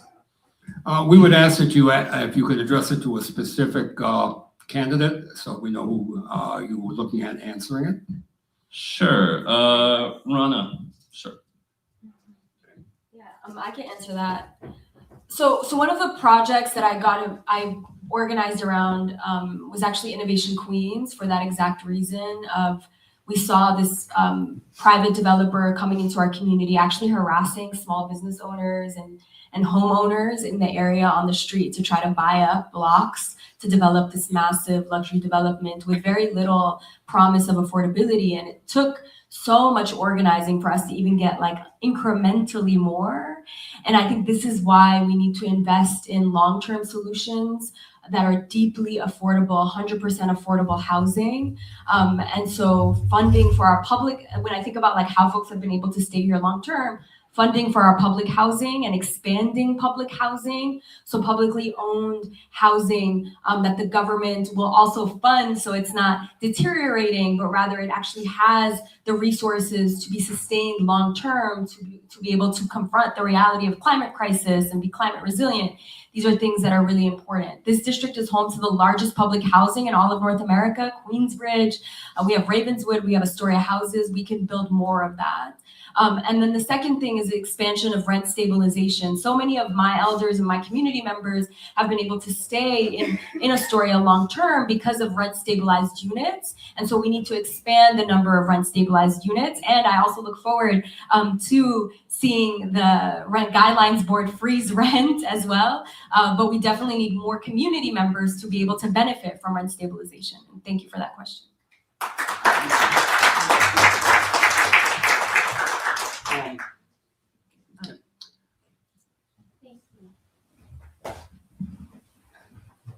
So it's a little known fact that people with severe mental illness are actually far less likely to be the victims of violent or to commit violent crimes than to be the victims of violent crimes. And there's a severe lack of mental health treatment in our district. I have to go all the way to Elmhurst to get mine. How would you increase the dignity in the lives of people with severe mental illness? The kind that even the clubhouses can't treat, because the clubhouses are being championed as the solution for people with severe mental illness, but there are people whose mental illness is too severe to be taken on by them, and they are left on the street with no resources. Also, would you support Jesse's Law, which allows someone who once taken into involuntary custody as someone with a severe mental illness or who's going through a psychotic break would get to choose the hospital that they get sent to? And honestly, this question is for anyone who wants to answer it. I could try and take that. I would have to hear the Jesse's Law part a little bit again, if that's okay. But I do want to address what you mentioned, which is the fact that many of our homeless population, our neighbors, and many of those that are suffering from mental illness do not have access to treatment, in our neighborhoods. And this is a systemic breakdown. This is not just shows, again, the failure and brokenness of our healthcare system, which barely even addresses the surface of mental health, and also separates it from what it should be, which is part of a holistic healthcare system. But it is deeply underfunded and often hard to reach. And I do completely agree that in order to treat our neighbors with compassion, in order to address the root causes of mental health care, this is a systemic issue in which we have to tackle our healthcare system by, again, creating a public single-payer healthcare system through the passage of New York for All. And we also have to meet the immediate needs of our neighbors who are going through mental health episodes that are not a threat to public safety, but that are often criminalized as such, and they may end up in our jails. And this is deeply unfair, which is why I do support treatment, not jail, and which is why I do think that it's important to fund organizations and residential programs that are doing some of that work, some of them right here in the district. So transitional residential programs that can attend to those that are maybe experiencing an episode or are mentally ill, but they want to have that treatment and then rejoin society as they see fit. I'm not sure about the Jesse's Law part, just because I don't know, I didn't really hear that part of the question. I'm going to be honest with you. I do think. Sure. It would allow someone, sorry. It would allow someone who is involuntarily hospitalized to choose the psych ward that they go to once they've been taken into psych ward custody. Gotcha. Also, I was curious about, other than just getting people insurance, how you would support them and keep them safe and give them dignity. Right. Again, under a New York Health Act single payer system, there wouldn't be insurance because healthcare would be a human right, and that includes mental health care, right? Which again imbues you already with dignity, knowing that whether your immigration status or again what you are facing, that is your right to have healthcare. So I do want to mention there is no insurance in a single payer healthcare system. I want to clarify that. And of course, I do think that it makes sense that someone that's going through an affliction, a deep affliction, should have some sense of choice, right? In terms of where they taken. As someone who has worked with a lot of psych ward nurses, that also means deeply funding safe staffing and ensuring that our healthcare workers are trained in order to address those issues. Thank you. I want to talk about this issue a little bit. Okay. When we talk about healthcare, it includes this mental health and emotional health too. I come with first-hand experience. I had to pause in 2022 my politics because related to these emotional health issues right at home. One of my children was in partial hospitalization and had schooling even in hospital. So I know what it means, and I know people that who have been suffering from lack of services. But I do believe that everyone deserves this service, and with right care services, people can at least find their productive path. Mental emotional health does not affect only one person. It affects everyone. This or that way. The workplace, at home, we are mothers, we are parents, we are siblings, we are working colleagues. So it affects everyone. So for the overall quality of life and for a good society, we have to make sure mental health and emotional health services are included, as well as disability services. And myself is a partially deaf, dependent on lip reading. So when I'm elected, I will make sure that in New York State, no one should feel embarrassed, humiliated, or insulted for who they are, based on their look or disease or health issues or disability. So this is what I can say. Thank you. Hello? That's what we're doing. Hi, I'm Joseph, and I'm a native New Yorker, native to Queens. I'm in the process of moving to Astoria. That's why I'm very interested in this race. I'm glad that mental health finally came up. I am a social worker. I work at a dementia research lab, and I also teach at Hunter College, social work. And I often hear in politics the need for more social workers, right? The mayor currently has a big agenda for the Office of Community Safety, and social workers are one of the largest professions in the mental health space. But what I don't hear as much in the legislature is how are we going to support social workers? For those of you that don't know, a master's level social worker makes less than a bachelor's level nurse. Nurses make, they deserve money, but so do social workers. But maybe money is not the only thing. So I'm wondering if there's any considerations you have for how to support social workers in the workforce that deal with their most vulnerable community members. That could go to anyone. I want to just want to give 15 seconds. Yes, thank you for bringing this concern. People who provide services are often the people who suffer the most. A social worker sometimes help 20 people, but they cry alone. Not only because of low wages or not just salary, but also the burden. Helping people takes toll. You are listening to everybody's problems, and sometimes it affects the person. I was a teacher. I have been a teacher, so I know that even teachers, the social workers, and then the nurses, doctors, the people who deal with other people sometimes need help for themselves too.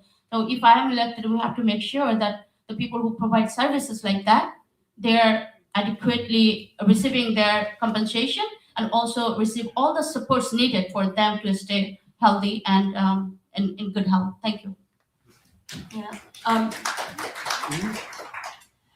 As someone who works a lot with I work a lot with survivors of gender violence, and so I work a lot with social workers, and I know that there's so many barriers even to becoming a social worker, right? There's a licensing exam, which I know there's a bill that's been introduced to eliminate that, because that creates barriers specifically for low-income communities, communities of color, to be able to access the profession, and so that's something that I'm in support of.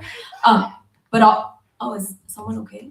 Oh, okay. Just want to make sure.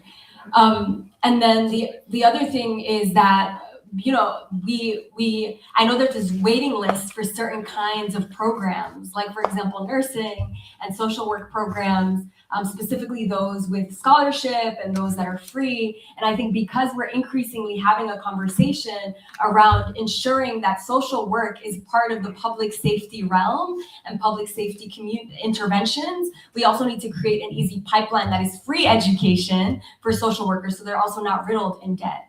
And we need to see social work and treat social work the ways in which we treat other professions. Oftentimes social work as a profession, because it's seen as a gendered profession, like educators, the rate of pay is low.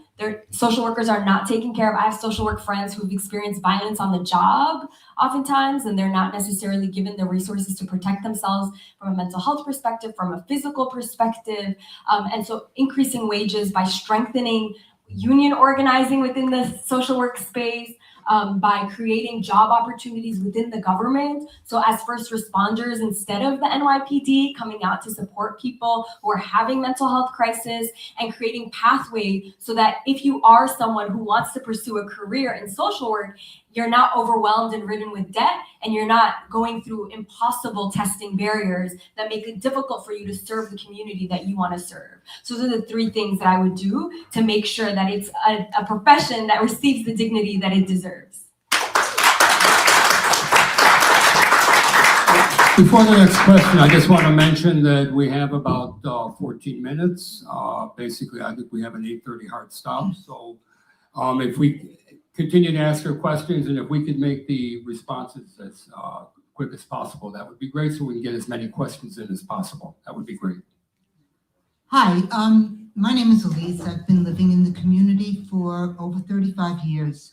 I absolutely understand the need for affordable housing and what people call social housing. I think we have an example. We have public housing. And when you talk about landlords being accountable, the city is the landlord to this public housing. And very often the conditions in public housing are deplorable. So how will you hold the city accountable for keeping these apartments and keeping these buildings livable before you move on to something else? I believe this is your experiment. This is your chance to really see what social housing can do. Great question. Thank you so much for that question. Actually, New York is unique. New York City is unique in the fact that we have disproportionately more public housing available than almost anywhere in the country. But as you mentioned, there has been an unfortunate long-term neglect and divestment from that social housing that should be a source of pride, and instead is a source of headaches and a source of inhumanity and a source of indignity for so many of our NYCHA residents that face long waits to be able to get a basic service or a basic repair. And of course, while I do agree that we should be working with the city to ensure that they are accountable to what they are responsible for, and I'm really glad that I believe we have an administration that will be much easier to work with in that regard, we cannot ignore the fact that the federal government has a huge role to play here because of the funding component and how they fund and are taking away the funding from our social housing. And that includes cuts that have impacted even our Ravenswood community that used to have a food pantry open that closed due to the federal budget cuts from Donald Trump that served mostly elderly residents of Ravenswood. So we are seeing those impacts of just the most recent cuts. But people have been living with the long-term impact of divestment, attempts of privatization. And so absolutely, we must look at the ways in which we protect our existing affordable housing, which includes our NYCHA developments. And the person who represents this assembly district will have the deep responsibility and honor to represent 3 NYCHA developments. So this means a lot to me and should mean a lot to anybody running for this office because it is the responsibility of the person that represents this district. So yes, 100%, we should work in tandem with the city to ensure that they are accountable for their responsibility. But this is why we must also ensure that we are increasing revenue at the state level because the federal government is stealing from our public housing in order to line the pockets of the billionaires. Thanks. I just want to add something to this. I don't want to ask a question. May I? Me. Yes. So, I know, just to add to the lady's comment, because I'm a real estate broker and I oversee several buildings, and we need, as you say, affordable housing, I know that the city has also overlooked hundreds of affordable units that have been given to the lottery to have people placed that I know have been empty for 4 years and nobody has been placed there. So what I'm saying is, for whichever of you ladies gets voted in, this is something that you should really overlook and see, and why this is happening. Hundreds and hundreds of units are empty right now, and you're saying we don't have affordable housing. We do. There's nobody in them though, and somebody has to overlook this. Go ahead. Yeah, I mean, this is why we need vacancy tax as well, because there's certain incentives for some of these especially corporate landlords to keep some of this. It doesn't have to do with the landlord. This has nothing to do Oh, with the the city landlord. government, the The city, has to okay. place these people. Got It's it. not up to the landlord. Got it, They got it. get given to the city and they have not placed people in there. Okay. Hundreds and hundreds of units. Got it. I am stating because I know we know, okay? So let's not throw it all on the landlord. I'm playing devil's advocate. Yeah, no, I appreciate that. And I thank you. And I would say that moving forward, I would hope that we do have a city administration that is weeding out that corruption, that is making sure that we are filling these vacant units. I know that just last year it was like all over the news for so long that tens of thousands of dollars were being stolen from renovations and repairs by city agencies. And so there is a lot of work to be done to make sure that corruption and that housing is being filled and it's not sitting vacant, for sure. Somebody who is deeply involved in NYCHA houses and organizing for a long time. I already said it in my housing proposal that what we're gonna do, we're gonna have a survey, like a state mandated survey of all the empty apartments, and to bring it to under affordable housing and allocating to the people who are currently looking for affordable housing. So if an apartment is sitting there for 4 months, that means like they're unable to rent it. So we are under state, we're gonna do that. Because we have people to do that. Excuse me, but that's not what I addressed. These units have been given from landlords. They gave them up in their buildings of 20, 30, 40, 100 units. They've given 25% or 20% of those units to the city to place people there. So now Yes, you're really addressing, I don't want to answer. I'm just telling you what you should address. These units are vacant and we are complaining about housing. They have not placed anybody there. Nobody's corrupted. I don't know why this is happening. It's negligence. But this is what you should look into. That's all I'm saying. So I don't need an I answer. appreciate it. Yeah, thank you so much. Thank you for bringing it. Like I will definitely work with you and find out what's going on. Looks like we probably have information gap. And then on the other side, like for NYCHA housing and the public housing, I want to address that thing because I was someone who would take a lot of tenants to the service center, and when their requests were not taken seriously. And when we went there, it was taken seriously and done within 48 hours. So we found out it's doable. Any repair maintenance should not be hanging there for months or years because it's doable. When we go there, if they do it, that means like it's doable. So in the meantime, someone asked about the public housing, a nicer thing. Like someone involved in the community, I can tell you that there has been a silent way of privatizing the public housing instead of creating more public housing. How it is happening? Under the name of Section 8 vouchers. I support Section 8 vouchers, but not for putting people in public housing, so slowly transfer it from Section 9 to Section 8. What I want to see is like our public housing remains public and we expand it, where the voucher programs help more people who are struggling. So yes, ready to work and expand social housing. In the meantime, we also have to place oversight to make sure that these tricky things are not happening in the name of, they're not fooling us to converting the existing social housing at this moment. Thank you. I'm sorry. No, sir. It's not only NYCHA, it's not only Section 8 voucher as well. It's also Housing Connect, the Lama program as well. There's a lot of programs that they still, because I used to work in a nonprofit organization that we deal with those programs, but it's like there is a lot in there, like they have to invest or look for more resources, like how they can help people, because there's a lot of people that are homeless at this moment. They're looking, a lot of seniors, especially them too as well. And thank you for speaking about this time. Yes, it is a concern and we all have to work together to solve it. thank you for bringing her back. Good, we have 5 minutes left, so we have time for maybe 2 questions, if we can be quick with them. Mic check. Somebody's got the mic already. Let's go. Hi. Just to cut the tension a little bit, thank you, Old Astoria Neighborhood Association, for doing this.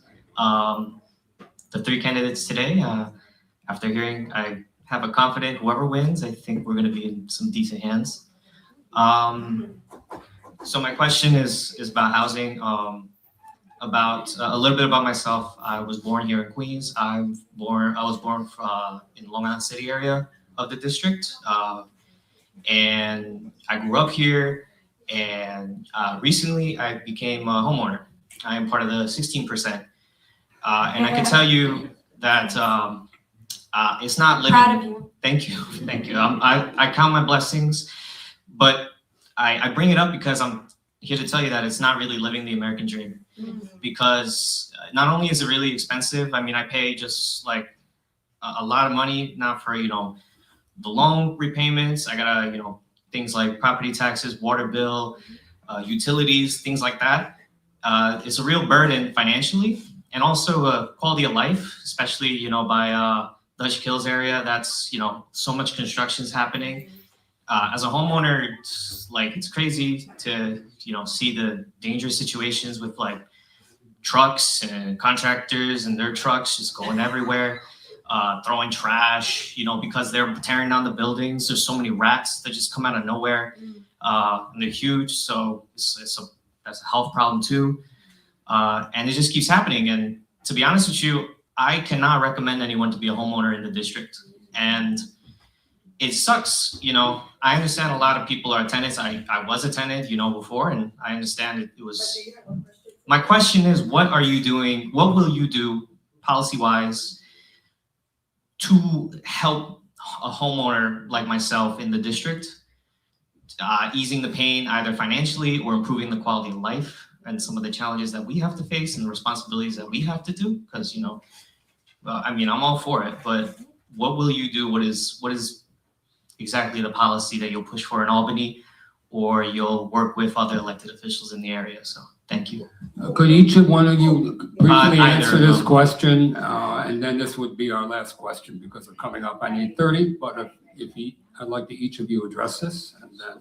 Yeah, sure. So first of all, we have to get private equity out of buying up our houses, and we have done some work in ensuring that Airbnb is kicked out of New York City. But they will rear their ugly head if we give them the chance, right? So we must ensure that we are keeping the prices of housing, first of all, for homeowners and not for private equity speculators or big developers that are going to hike up the house of prices and make it even more out of reach than it is right now, which it feels like an impossible dream for so many of us as it is, right? And of course, for those middle income co-op owners or the homeowners, we do have to ensure that we're looking at incentives, whether it's tax incentives or others, to, for example, help people retrofit their existing homes to make them climate resilient. That's something that we can continue to do and expand on, because there are some tax incentives that are going to be expiring this year. And as I mentioned before, I do also believe that our Queensview North co-op owners, who, again, many of them have invested in ensuring that they have a piece of that co-op, and they're investing back in their co-op to ensure that it's livable, that they have a fair property tax system that is not taxing them at a higher level than a rich, wealthy co-op owner in Park Slope. Thanks. Thank you for bringing the homeowner issues. Like, it's been a while that homeowners are treated like evil. The drivers are treated like evil. Seems like they did a crime by using their last money to invest in owning a house, which you consider American dream. Recently, I had a meeting with homeowners, and they said, like, Mary, we do not do business with our homes. We live in our home. Whether our $200,000 home is bringing $1,500,000, it's not helping us. Rather, it just increases our taxes and making us, we are not high earning people. We just at some point were able to buy a house. Now we are struggling. Lot of homeowners are so tax burdened that they were bound to sell up their house and become renter again. We don't want to see that happen, because our homeowners are our backbone. They're keeping our land away from the greedy profiteers, like the developers. They're actually saving our land.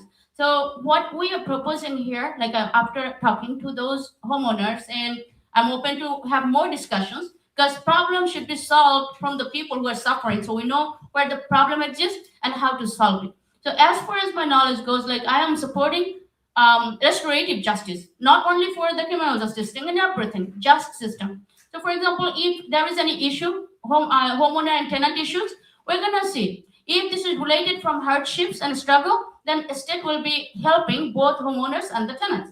So if there is any issue related to negligence, then the responsible parties should repair the damage, the harm. So this is how it goes. And for the struggling homeowners, there should be money available. This is one of the things on my pamphlet. Like, we are going to support struggling businesses and local businesses and struggling homeowners. So if there is any struggle, homeowners should have access to low interest loans.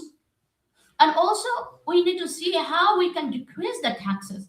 It should not be the homeowner's burden to run everything. So finally, I support legalizing basement. So for any struggling homeowners, they will have the opportunity with the safety upgrade and flood resiliency, so that they can do the basement, legalized basement to rent, so that they can earn a little revenue to decrease the hardship a little bit. And in the meantime, state will also benefit from that. Thank you. Thank you. So one of the main pieces of focus that I have is really trying to lower that monthly payment that a new homeowner would be burdened with. Obviously, interest rates, which you probably are feeling real hard right now, are really high. We are not in pre-pandemic interest rate world, and it makes it very difficult for anyone, especially first-time homeowners, to actually be able to sustain that monthly payment. And I think there's two interventions at the state level that could be used to decrease that monthly payment and make it easier for people, both up front, but also over the long term, to stay in their homes. The first is really reimagining our tax system. And I really appreciate that Deanna brought up the tax system and the burden that it has on co-op owners. I got to meet some co-op owners in the district who talked to me about that and educated me about how the taxation process actually forces many of them to move out of their homes when they're later in life and they can't age in place. And that's the same situation that we're seeing with some of our homeowners as well. And so lessening that tax burden is a priority for me. And the second thing is helping with that cash upfront payment. When you're putting down 20% or you're putting down, instead of a lot of times first time homeowners, you can put 5% down. What that means is you're paying more every month. And so helping upfront with cash assistance, specifically for those who are trying to buy homes in areas where there's an increasing rate of displacement, helps decrease your payment every month over the long term. And you could actually stay in your home and there isn't difficulties in being in facing with that payment because you paid so little upfront. And so those are the two things, is a capital grant program and really reimagining our tax structure for homeowners and co-op owners. Thank you. Before we go, I want to acknowledge a few people. I'd like to start with our treasurer, Diane Consoglu, also questioner and carrier of the mic around the hall. So I say hello. And also our timer and vice president, Kevin Hernandez. Also our videographer and volunteer, and Victor Prado. In the back, we have Mark Goldberg and Wendy Herrera, who helped us with the checking people in and some photography. And our sound engineer, Stefanos Karalampidis, if I got that right.